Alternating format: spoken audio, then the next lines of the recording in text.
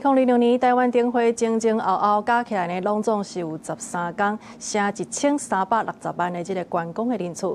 嘉义县长伫上尾日呢是甲工作人员表达感谢，不过煞有民众是答问讲，伫最后一天呢暗时10点还未到，这无涨价的变数就已经互人家锁起来，害许多人为着要变数是等超过20分钟。 10点，你们服务台10点人都没有下班，你们到底凭什么提早下班？老人家在那边等什么意思的？民众伫灯会现场的服务台，大声向负责变数的单位来表达不满，原因就是10大人要使用无障碍的变数，结果所发现门已经锁起来，袂当使用。无障碍厕所还没10点就关起来，就锁起来，锁什么意思？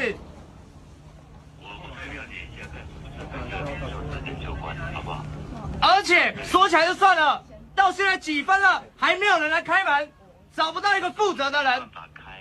2026台湾灯会伫15暗时的10点正式结束，明明还未到结束的时间，无障碍变数煞锁起来袂当使用，搁找无负责的人，已经陪10大等20分钟的家属。文化新光会都伫现场来发生地，嘛将过程来放伫网络。对身心障碍者而言，每一分钟服务都是不可或缺的保障。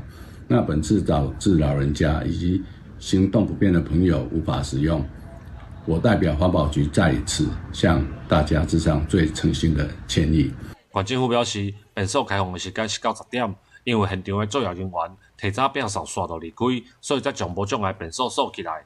除了对民众真歹势以外，会将这件代志列伫检讨当中。未来的活动会来要求工作人员拢爱按照时间提供民众标准的公共服务。